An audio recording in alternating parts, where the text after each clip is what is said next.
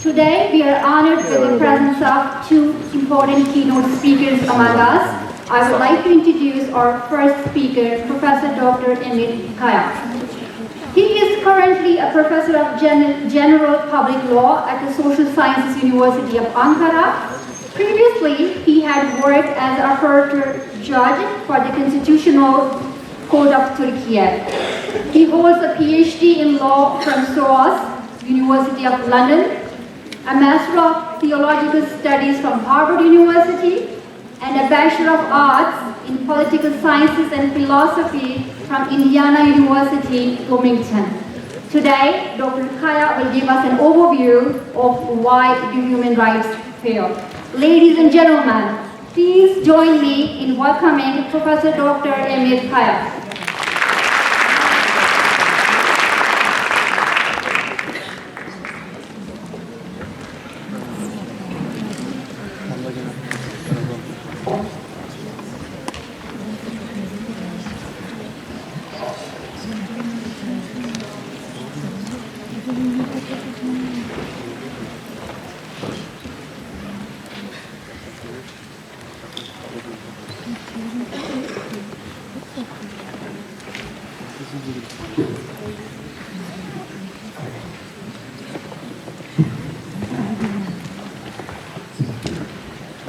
Good afternoon.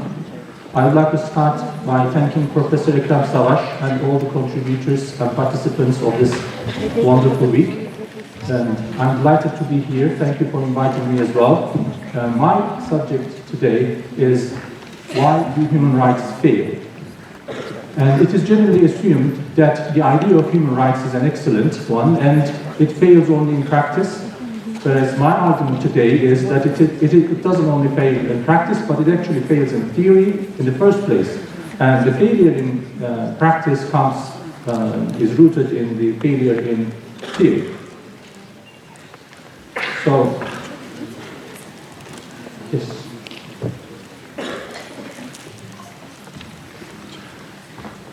The first question is when we talk about human rights, whether there are any non-human rights, and the terminology itself is a bit problematic because we talk about human rights and we don't talk about non-human rights. So what does it imply? And in law, when you have rights of a certain group of certain entities, you should have the rights of alternative entities. And who is the alternative in human rights? The first answer that comes to mind is the state. But state cannot be the counterpart of human beings because state is a creation of humans. So it shouldn't be the real counterpart, but maybe God and religions and God is the counterpart of human rights. Because human rights is not only the rights of humanity or human beings, but it's an attempt to define what a human is. And before human rights movement and before the age of secularism, human beings were defined by religions and by gods, essentially. So when we say human rights, it is not only the rights of humans, but it is also the rights that are created by humans, and humans creating rights for themselves instead of gods and religions. So human rights, the meaning of human rights is actually rights defined and declared by humans. But which humans? Do we come together as all humanity, all the cultures and societies and civilizations of the world, and we decide on human rights? Or it's actually a group of people deciding on the contents of human rights and the other people following them? So the second answer is correct. So it is defined and created by humans, but a group of people, but a group of humans.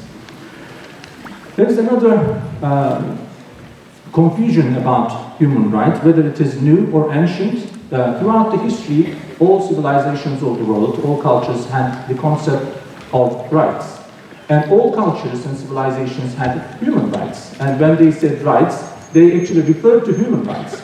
For example, in French, the word for law is droit, which means law, but it also means rights, right.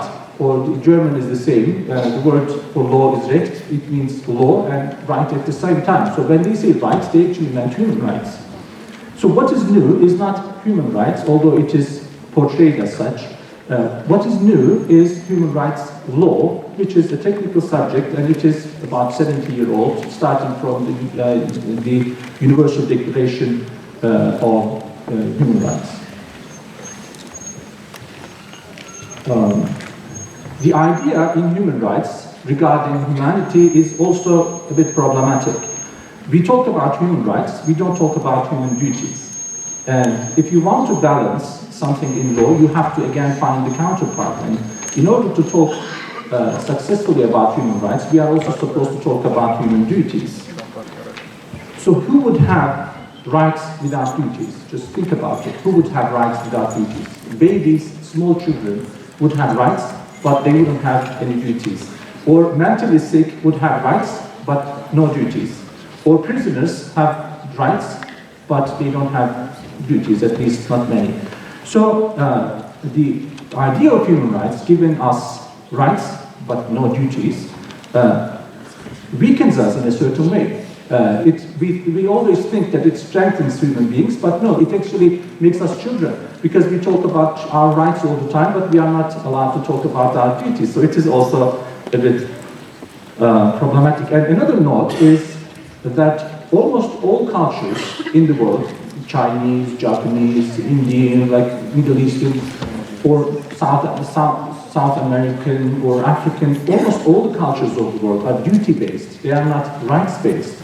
So when we talk about rights all the time, we are actually going against the flow of human civilizations, and we try to change them. We try to change the course of their civilization from being duty-based to right-based. I don't say this is necessarily bad, but what I try to say is that there is a clash between cultures, the culture of modern human rights and the traditional cultures of those societies.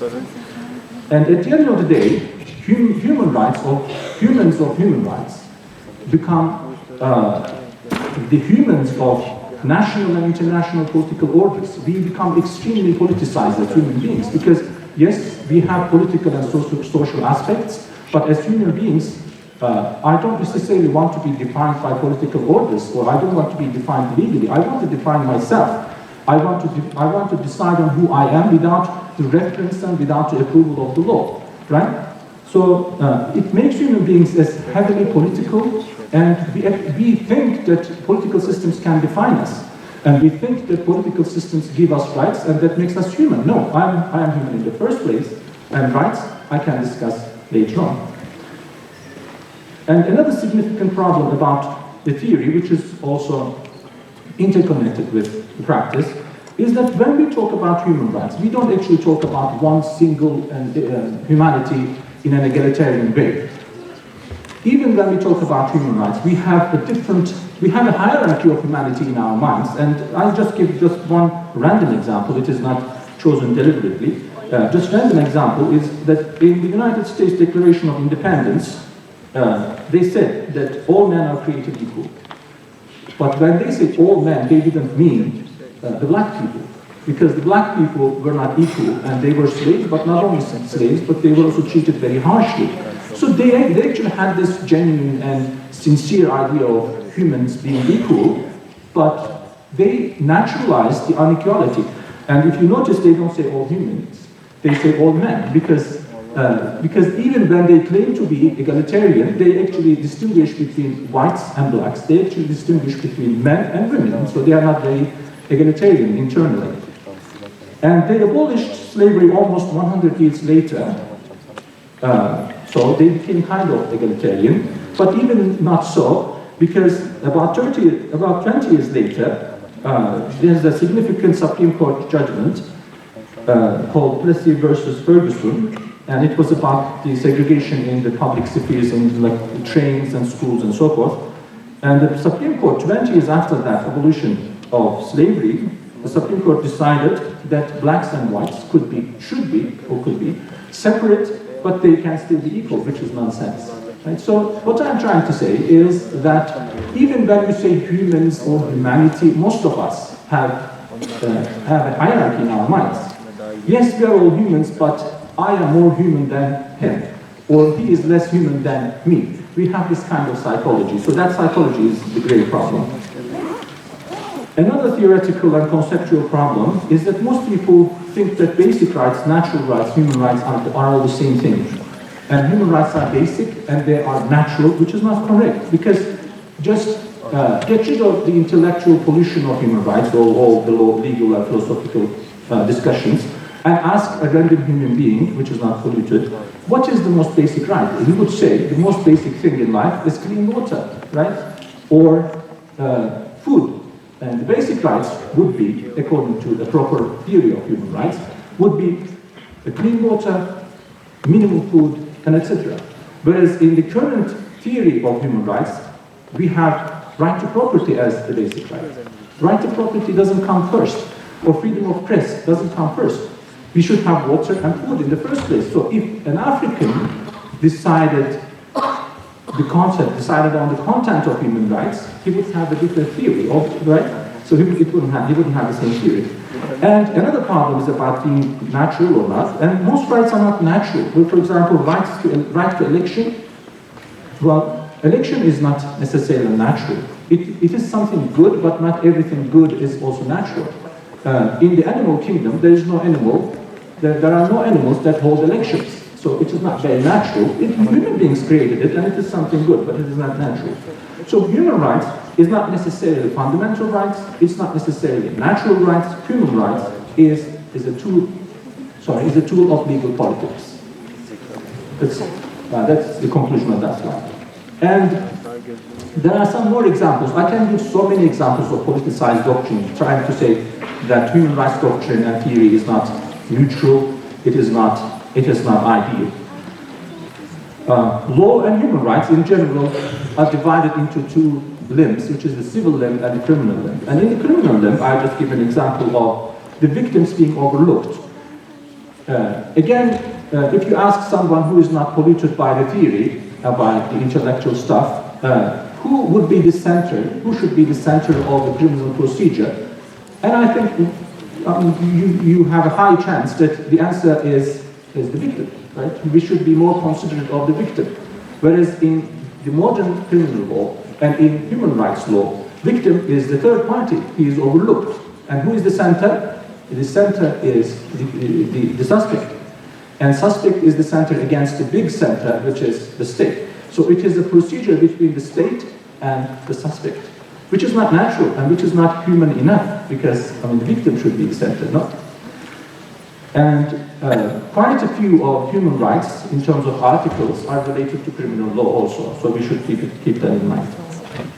Another example of politicization is freedom of religion. And you would be surprised to hear that I am against freedom of religion, because the freedom of religion supposes that the natural, legal, political, social atmosphere is secular, and within that secular atmosphere you have a space for religion. So religion is something tolerated. Whereas if the theory of human rights was created by religious people, then we would probably be talking about freedom of being non-religious, right? Instead of religion. Freedom of secularism we would be talking about. So religion is not standard. It is something that is curbed, that is controlled, and that is tolerated. So that also shows that the theory is not objective. Another example, which is right to education, which is extremely important. Unlike other rights, we have freedom of expression, but we don't have duty of expression. We have freedom, we have right to property, but we don't have duty to property. Whereas when it comes to right to education, we have a duty of education. Why? Because education is the tool, as Professor Savaş mentioned, is the tool to shape our minds. So they don't let us be humans on our own. They want to shape our humanity and our humanness by forcing this right upon us. And there's a competition between parents, nation states, and the United Nations when it comes to children's education. And it is very interesting that we would think that nation states and United Nations are on the same page quite on a lot of matters, but not necessarily, especially when it comes to right to education. If you read the constitutions of nation states, you would see that the states have the upper hand on the education of children. Whereas the United Nations, the Universal Declaration, clearly suggests that parents should have the superiority over the nation states when it comes to right to education. But it goes on saying that a true education serves the goals of the United Nations. Why? Why true education must serve the goals of the United Nations, which is ineffective in the theory and in the practice of human rights. So it is politicized. It all boils down to one subject, which is the West and the rest. And northern Western secular civilization of our modern age created human rights as created human rights as a subjective theory and applies it also subjectively. And the problems in the theory and practice are rooted in this subjectivity. And there is no universality in human rights. And human rights, the modern human rights, is very cultural. And because non-Western contributions are not welcome. On the content, on the style, on the discourse of human rights, we hardly see any truly Eastern people or any truly Southern people. And all we see is westernized versions of these countries. So they are not truly and authentically Eastern or Southern again. Therefore, human rights is a newer, softer version of global colonialism. And all the pioneers, missionaries, apologetics, and attackers of human rights take place under the roof of this colonialism. And by colonialism, I don't necessarily refer to the colonialists of the creators, but also self-colonialism, which is that we are inferior and we are not smart enough, so we have to follow those human beings who created human rights, which is the colonization of the mind. But that doesn't mean that West is a monolithic unit that is consistent and coherent within itself. It is not. And even like on the most important issues, such as right to life, there is great divergences within the Western countries. The right to life is a great example, as I said. In the United States, capital punishment is quite natural and it's applied, whereas in Europe, capital punishment is severely prohibited, and you can't even deport a person to a country where capital punishment is applied. So even on the most basic rights, there is disagreements, but the general approach is Western. So I'm not trying to say that the West is monolithic. Another inconsistency regarding the theory is that human rights, actually before the era of human rights, it was legal positivism, which distinguished between law and morality. And legal positivists said that law should be objective, morality is subjective, law should be tangible, morality is intangible, so we should get rid of all morality and the sources of morality, which actually meant religions. But after legal positivism harmed the Western countries severely, especially in the Second World War, they inclined towards creating the religion of human rights. But it includes morality, it includes abstract concepts which is not necessarily proved scientifically, such as human dignity. I believe in human dignity, by the way, but it is not scientifically proved. Like, why should I have dignity, but a mouse doesn't have a dignity? Why? There's no scientific evidence that I should have a dignity, but cats shouldn't have a dignity. No, there is no such evidence. So it is not scientific, it is also a matter of belief.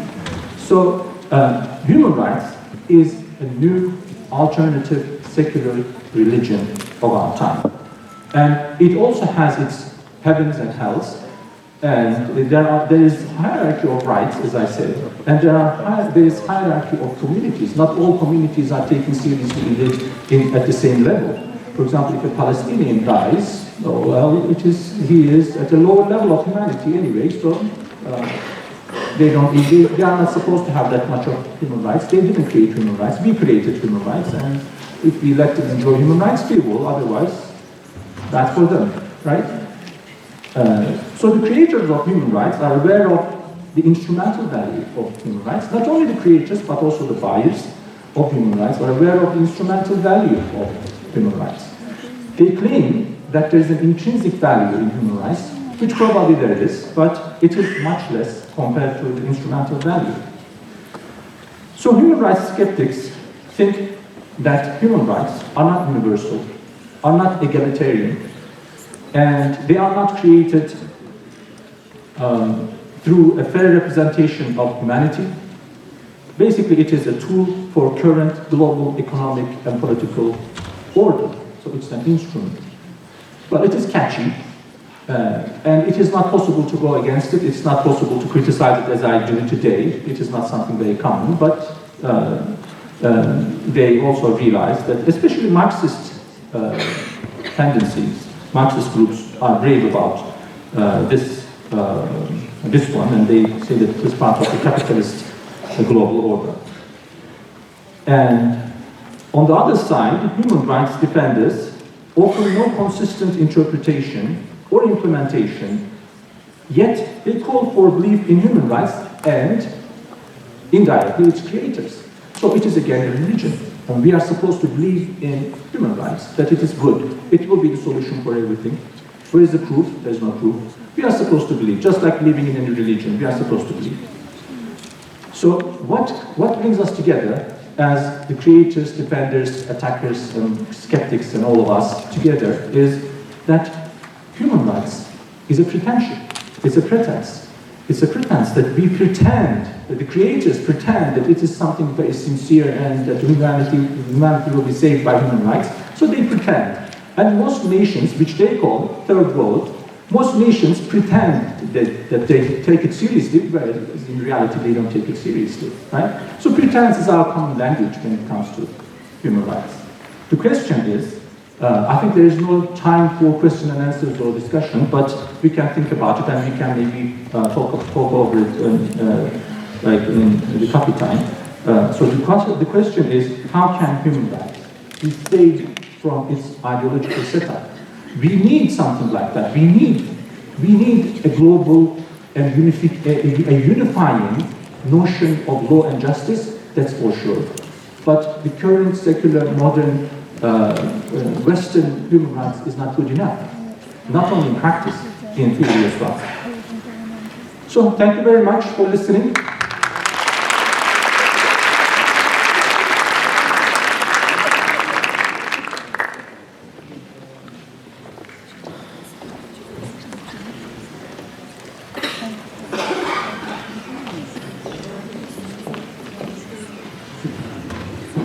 Thank you very much, Professor Dr. Kaya, for taking the time to share your expertise with us. It's great to have you here with us.